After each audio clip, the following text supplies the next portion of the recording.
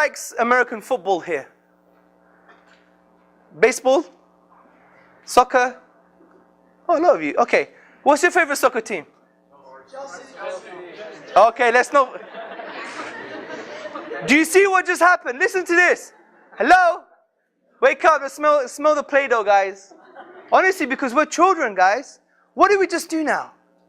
It's Chelsea, Man United, Liverpool. The truth of our team, we would fight for it. Our football team, our soccer team. But for our own deen, where's the noise? Where's the noise, people? You gotta support Liverpool. David Beckham, he's the best. Yeah? Messi, who knows Messi? Messi, what's his name? The Argentinian player who plays for, what's his name? Barcelona, yeah? One of the best players in the world. Oh man, you see him playing Champions League yesterday? He was the diamond, man. He was great. What's so funny? Does this something wrong? He was the great. You know, we'll discuss it. The guys who support Liverpool will be debating with the guys who support Man United. They'll be discussing. You might even fight about it. You might not speak to your friend. If you support Liverpool, he supports Man United, and you lost 6-1. For example, you won't speak to each other for a week. Look, the truth of such a small thing, we will fight for it, defend it with our soul, with our intellect, with our eloquence.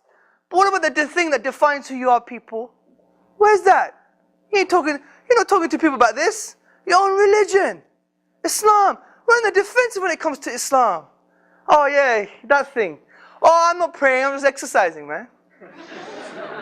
Oh yeah, you know, I had some dirt on my shoulder and I had to wash my arms up to here, yeah. You know? Think about that, people. It is profound. How important is Allah to us, to our own hearts? This is a big important thing. Because at the end of the day, years go very fast. This life is very quick. Just a few years ago, I thought I was 18. I'm 31 now. You know? I was 18 just a few years ago. Life goes very quick, people. Don't underestimate it. And also, you have to understand the importance of the deen for yourself. Make the stance today. Is Islam important to me? Or is it just like another religion? Is it something I do on Friday? Is it something I do because my parents did it? And is it something that I do because it's an identity thing? You know, I'm Somali Muslim. I'm Desi Muslim. Is this an identity thing? Is Islam just an identity thing for you? Like you put a hat on and you go out and you wear it?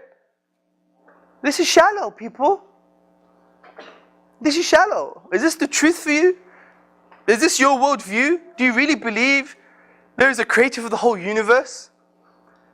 And that he's the only one that deserves to be worshipped? And worship meaning a comprehensive thing, that we don't refer to our egos anymore, but we refer to the divine. We free ourselves from our own ego. We free ourselves from our own egos and desires. We free ourselves from social pressure. We free ourselves from social conditioning. We free ourselves from the boys next door because they want me to look like the way they look. Yeah, you know, that conformity thing.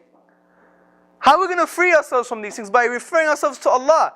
And Allah in the Quran says something very profound. Allah says that He sent the Prophet to free ourselves from the burdens. And the ulama, the scholars say these burdens, they mean the burden to society. Because we're all burdened with something. Many of us look exactly the same, people. Because we always want to conform. We always want to burden ourselves with other people. You know, you have the goths that hang around with the goths, yeah? And you have the punks that hang around with the punks. And the cribs, they hang around with the cribs. And the bloods, they hang around with the bloods, right? Because we always want to be the same. We always want to follow the peer pressure. And even in our own families, even Somali and Desi families, you know? Especially in the Desi community. Oh, I can't wear the same outfit again to that wedding. What are they going to say? I can't marry my daughter to this really pious, excellent man because he doesn't have a bigger bank account.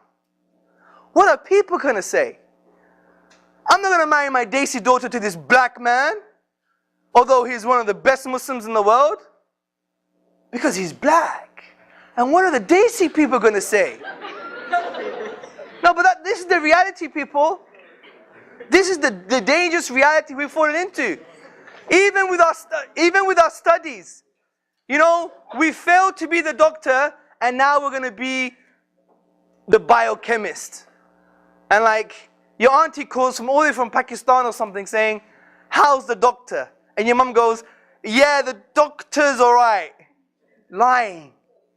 How was his grades? Yeah, he got A stars. But he got all C's. You've heard this before. Even in my family, they used to do that as well. My uncle would say, what did you get for your grades? And mum would be like, just to show a face. So the point I'm trying to say is, look at these ridiculous burdens we put on ourselves just to conform to what?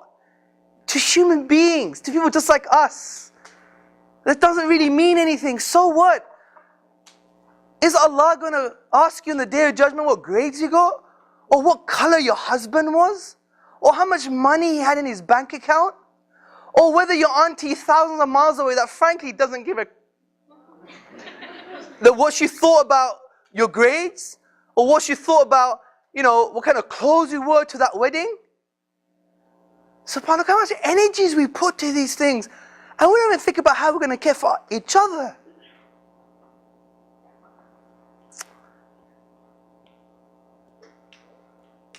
Bad news, people. Look at human beings.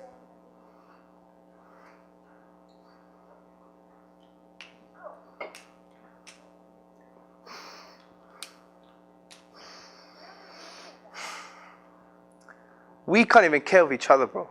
We can't care of each other, and we worry about this. You see, if you break reality down, it doesn't make sense. How could we act like this? Just because of pride and ego. The biggest destroyer of families, the biggest destroyers of societies, the biggest destroyers of nations. Allah mentions this. Don't have civilizational and social arrogance. Look what happened to people before you. It doesn't mean nothing. So this is why the Prophet came to us, to remove us from these burdens. To say there are higher goals that we should have. Bigger things. We are the leaders. أُخْرِجَتْ لِلنَّاسِ. That's what Allah says about us. We're here for the people. Not مِنَ النَّاسِ, not from the people, but for them. So it means we have a position of spiritual leadership. We should be the leaders, people. Why is Somalia, many of you are Somalis, why is Somalia, 10 million people are hungry, starving because of no food? Why was that? When 10 million people in your own country in America are dying because of too much food, obesity. Why do we have this situation, people? I don't think, I'm not to blame. We are to blame because we have the solution. I don't think there's not enough needs, we have to compete for food and resources all the time. That's outdated cliche. That doesn't work anymore. According to the Food Agriculture Organization, there's enough food on this planet to feed 3 planets. To feed 3 planets. So what's the solution? It's not more resources, it's distribution. And what did your Prophet tell you about distribution? Zakah, sadaqah. Taking from the super rich and giving to the poor, the distribution of wealth. Islam solved this problem years ago. In New York, in Wall Street, non-Muslim woman, she's holding a placard. Do you know what it says? We must do banking the Muslim way. They're telling us that we have the solution and we don't even know it. Do you see my point? Be proud of your religion, people.